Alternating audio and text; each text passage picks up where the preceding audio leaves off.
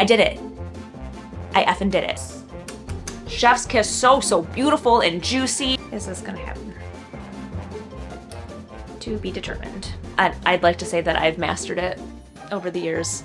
Hello friends, and welcome back, or welcome for the first time if you are new here. Today we are doing a long overdue video, which is my February wrap up, and we are already 2 weeks into March. How time is just a construct and got away from me, so on and so forth. But I am excited to go over everything that I read with you in the month of February today, so we're gonna go ahead and jump right into that. All right, starting first and foremost with one of my most anticipated reads of the year. It was House of Flame and Shadow by Miss Sarah J. Maas. This is the third installment in the Crescent City series, and there were so many opinions and mixed reviews on this book. I couldn't even believe it. I am going to keep this wrap up kind of short and sweet because I know there are a lot of people out there that have not made it this far in the series or even started this one yet. So I'm going to just kind of touch on my thoughts and opinions on this third installment of the series. First and foremost, did I like it? Yes, I did. Was it my favorite? No, it wasn't. I think that the first Crescent City book is still my favorite out of all three books, and House of Flame and Shadow is probably my second out of three. So I did really enjoy this story. So just a quick recap for those of you that don't know anything about Crescent City. This is a urban fantasy setting, so we still have a very fantasy-heavy book that includes all sorts of mythical creatures like fae, werewolves, people that are like half animal, half human, and humans alike in this entire world. This follows our main character named Bryce Quinlan, who in the start of book one discovers that she is more than just half fae. She has this legacy that she is going to have to carry out and help the people of the world that she lives in. By the time we get to book three, she is followed by this entire cast of characters that we have now built relationships with over the course of this series, and that was probably my favorite part about House of Flame and Shadow. It was a very, very character-heavy book, which a lot of Sarah J. Maas books are like that in general, but I love a character-driven plot line, which is, I think, why I enjoyed it so much more than other people did. Were there plot holes in this series? Absolutely. So if you are more of a plot-driven person, maybe there will be some things that fall short for you, but I also enjoyed the plot as well. In book three, we see Bryce finally coming to a head to fight against the Asteri and help the people of Midgard. So alongside her is not only her brother Rune, but her love interest Hunt Athalar, and then a cast of additional friends as well. Each friend that comes forward in this book has a little bit of a story going on, and there was multiple POV that was hard to keep track of for me in the beginning. So the multiple POV did switch mid-chapter sometimes, and that was a little hard for me to wrap my brain around when it first started. As the story went on, I felt like it was a little easier to fall into, more like I was just expecting it, so it didn't really like take me by surprise as much. But that was a little hard for me in the writing style at first, because it didn't end, like you wouldn't end one chapter and then start another one with a different POV. It would be like mid-chapter, somebody else would be talking, and it would kind of take me a minute to understand exactly what was happening. I will say, Bryce is a very typical Sarah J. Maas female, where she is no nonsense and kind of cunning and conniving, and she will do what needs to be done to do what she thinks is right and carry out the greater good for people, if you will. So along with that, there are some character flaws in her where she is kind of selfish sometimes and a little hard on the people around her. So it seems very much like she's cold and a little withdrawn, and she will do whatever it takes to get things done. And then some of the people around her are kind of struggling and suffering through some emotional or PTSD aspects of their life. But with that being said, you do get to see a lot of character growth in multiple main characters of the story. And that to me was what made this story worth it. This is not going to be the last in this series. I liked how it ended, and I did like where this story went. Again, this is just subjective and my personal opinion, but I think what I liked about it was getting to know some more characters in this story, not just the main character Brace, but all the other ones that were surrounding her and kind of really helped her get to where she is. So in my opinion, I really liked House of Flame and Shadow. I think I rated it maybe 4 stars. And again, it wasn't my favorite out of the entire series, but I did enjoy it. So I highly recommend it. Again, you'll just have to read it or start the series and get here and let me know your thoughts because I'm really curious. Genuinely love hearing other people's opinions on this book, and sometimes people will bring up things that I didn't think of before, and I'm like, I can see why you would think that. So yeah, if you have read this, let me know what your thoughts on it were. If you haven't, when you get there eventually, just come back to this video and then drop it in a comment below. And next, for the month of February, I read A Fragile Enchantment by Allison Saft, a young adult novel about a girl named Neve who has magical powers to weave feelings and emotions into garments as a seamstress. So in this world that Neve lives in, not everybody contains magical powers, but she is one of the lucky few, and she has a very unique sense of power as well. She has been commissioned by the Prince Regent to come to the capital, or like basically the richer part of the country, and create all of the garments for the impending wedding of his younger brother Kit. When Neve arrives in this capital city, she starts to see the discrimination that is given against people from where she hails from. And she also meets the young prince Kit and realizes that he's basically the biggest jerk in the world, and they are going to butt heads immediately upon her arriving at the palace.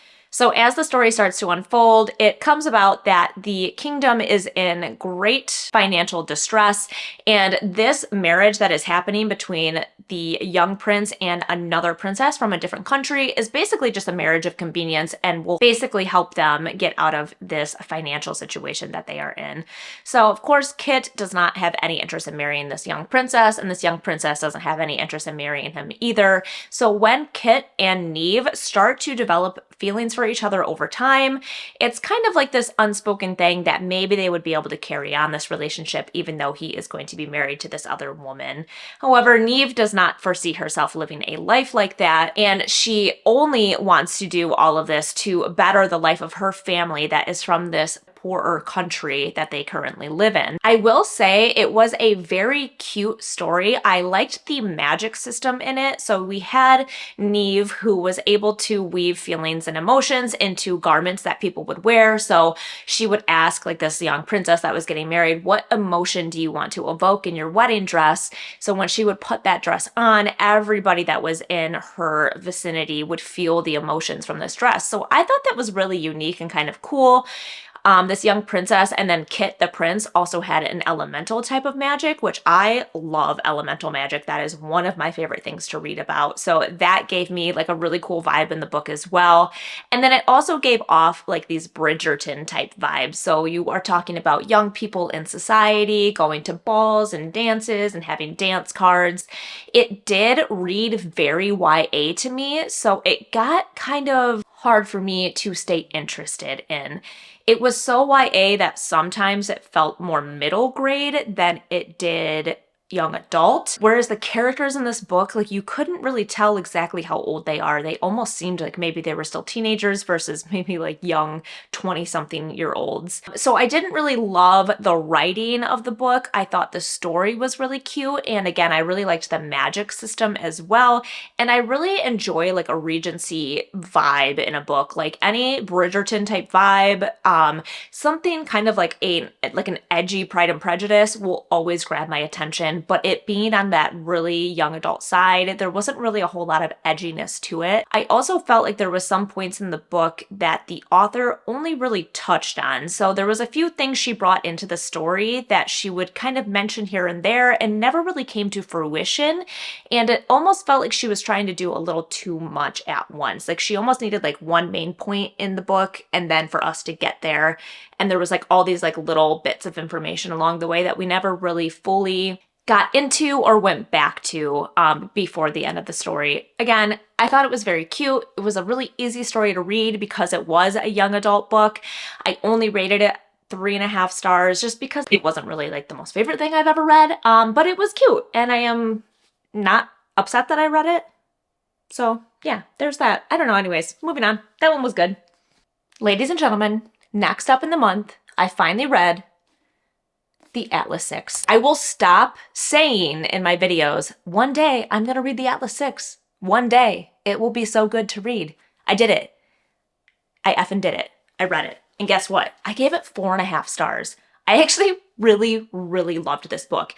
There was something like so enthralling about it. From page 1, it was one of those stories that kind of like sucked me in. It was something like, you know, you pick up a book and you start reading it and you kind of get lost in it. That's what this book felt like to me. To quickly recap what the Atlas Six is, this is a dark academia / fantasy novel where there is this secret Alexandrian society where every 10 years, 6 candidates are invited to try to become initiated into this society. It is the Lost Library of Alexandria. So the one that doesn't exist anymore, the one that burned down, or the one that like disappeared, or whatever the story about it is, never actually happened. It kind of like faked its own death kind of thing. And it does exist, and it is in England of all places, of course, at this beautiful manor in the countryside that gives nothing but dark academia vibes. And I love it.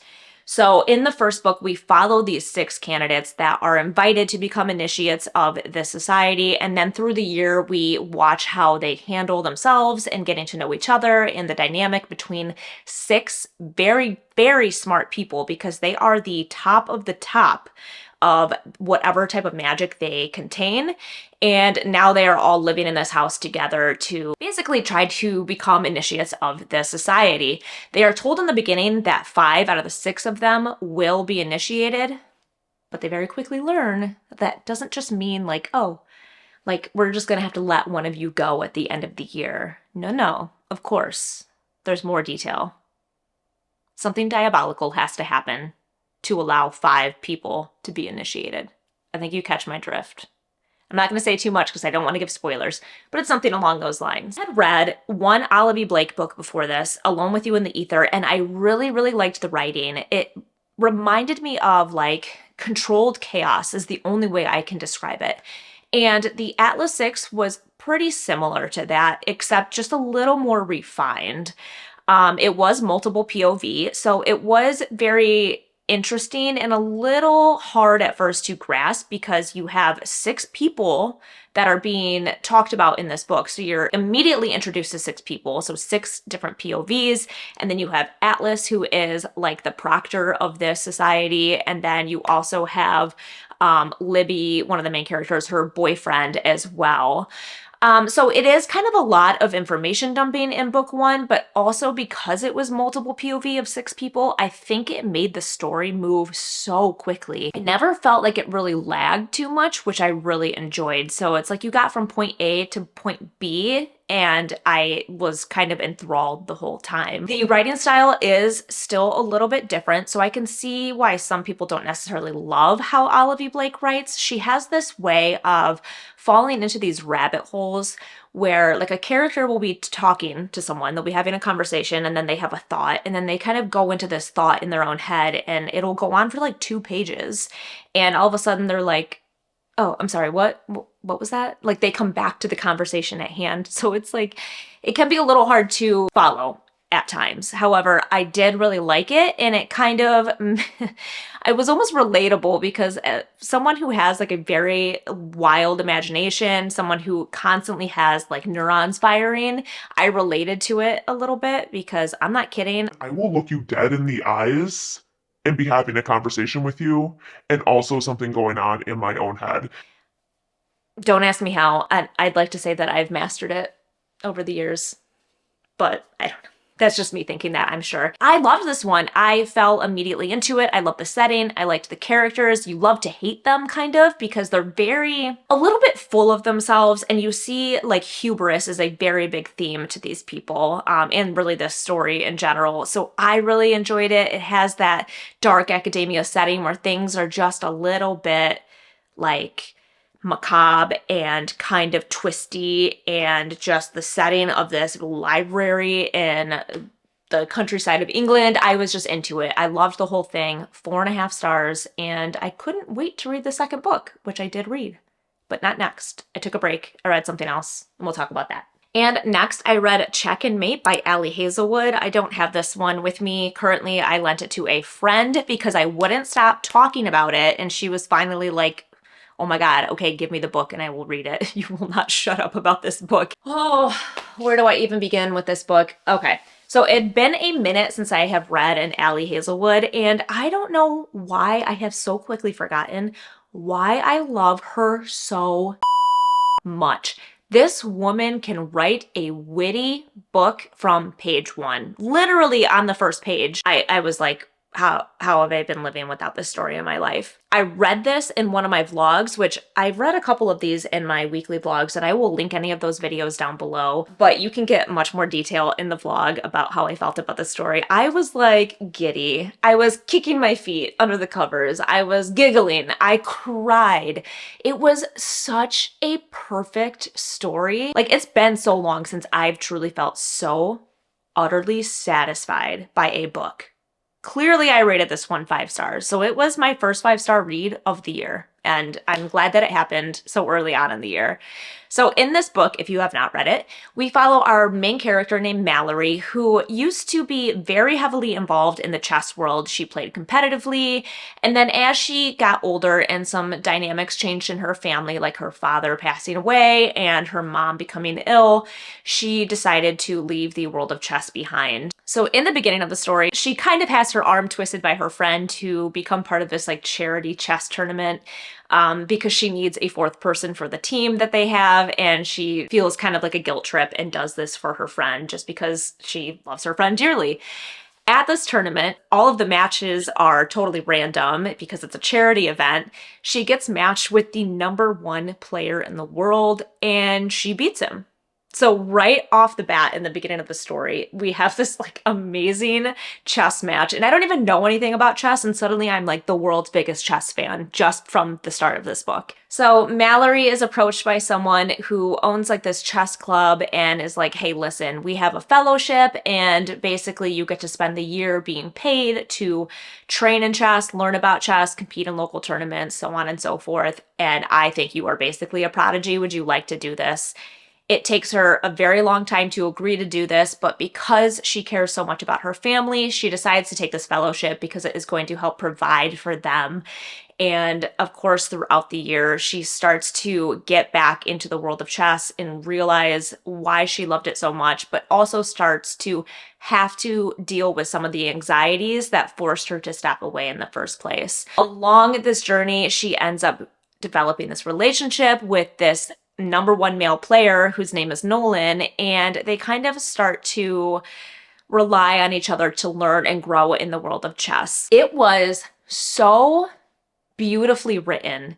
The characters were so good, from Mallory and her really having to learn and deal with some of her feelings and emotions, to Nolan, who also has to do the same thing, but kind of takes the time to, even though he is so successful, help Mallory realize that she has the potential to live a life that she didn't foresee for herself. The banter was amazing. The relationship, in my opinion, was so perfectly paced. It was an enemies to lovers, which is chef's kiss, so beautiful and juicy. And this one was a little different than some of her previous books. So most of her books are about women in STEM, and they are that typical like super smart female, but a little bit quirky and maybe a little naive because they are so smart. They've spent most of their lives in academia and haven't always developed like the relationships or social aspects of their life.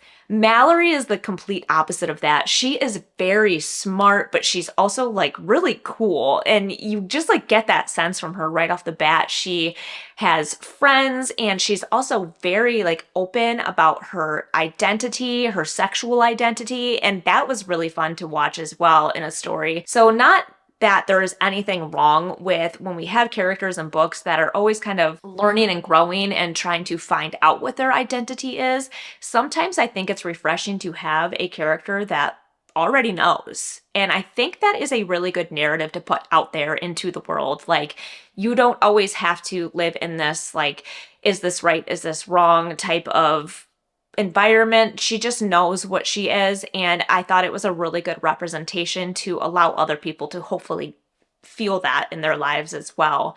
So without saying too much more, too many spoilers, I just thought it was such a good book. The ending had me absolutely like in tears, but like happy tears. And again, I have never felt so 100% satisfied from a book, I think maybe ever. So if you have not picked this one up and you are a fan of Allie Hazelwood, just like me, like what the hell are you waiting for? Or if you have never read a contemporary romance before and you've kind of wanted to step into that genre, this is such a perfect intro. This is actually her first YA novel, so the spice level is not super intense. There's still a relationship that develops and like a little bit of spice, but if you don't really like smut forward books, this is a perfect romance for you. Emotional support, water bottle. We have Uno Mas, one more book to talk about that I was like, oh my gosh, it's almost the end of February. I can't believe the month is almost wrapped up. What should I end this month with? The Atlas Paradox, duh, because I was so obsessed with the first book and I talked about reading this series for so long. How could I not continue this? And if you've heard any of my previous videos, you've heard me talk about how I have a really weird thing with finishing a series. It's, again, I don't know. It's personal. There's something wrong with me, maybe. I really get emotionally invested in things and characters, and sometimes I just don't want them to end. So I will drag them out for as long as I can. But I was so obsessed with book 1 of this series that I could not wait to get my hands on book 2. I really just didn't like it as much as book 1, and I was so bummed. So bummed. I did appreciate that it picked up exactly where it left off, and I've talked about this in my vlogs reading through these books. I really don't love it when I am reading a series, say I started a series and the second book or the next book has not come out yet and I've had to wait like a year for the next book to come out, and for some reason we don't just pick right back up where we left off. There's like this whole like 3-chapter intro before you get to the story that you have now waited a year to see what happens in. Anyways, this does not do that. It picks right back up where it left off, so I did appreciate that. And because of what happens at the end of book 1, it does kind of split you into still multiple POV, but you're in points of view in like different timelines, if you will. The whole point of book 1 was to find the 5 people that were going to actually become initiates into this society, and one of them having to not make it. So now we are following 5 people that are part of the society, and for their second year, because they are officially in, they are going to have to spend the year basically researching and picking a topic to study and using the library in this manner to help them do that. There was also something that happened with one of the candidates from the first book, so that becomes part of the plot line as well, trying to figure out what to do about this candidate and working together to try to figure out how to fix the issue with this other candidate. And there was just something that was lacking for me, where the first book felt like it moved so quickly from A to B. This book felt like nothing really happened. Like the whole book, I was waiting to see what was going to happen, and then nothing really did.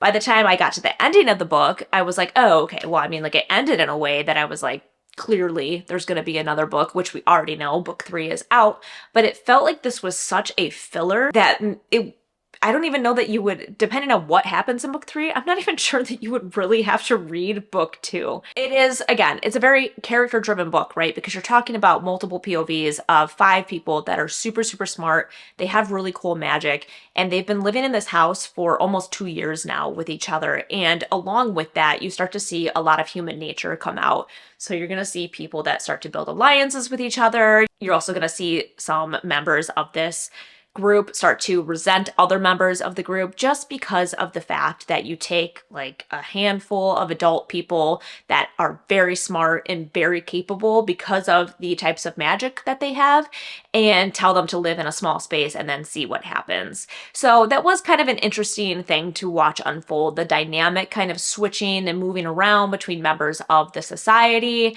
But again, it was kind of lacking. Like one of the major parts of the plot was to help this other candidate, and it just seemed like nothing really happened with it at all. I don't know, it just didn't really land for me like book 1 did.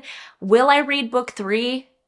Yes, because I kind of want to just see how the series wraps up. Am I in a rush to read book 3? Not necessarily. I had to honestly take a break. Olivia Blake's writing style is a little bit different, and if you don't necessarily love that kind of like wild inner monologue type narrative, then maybe her writing style isn't necessarily for you.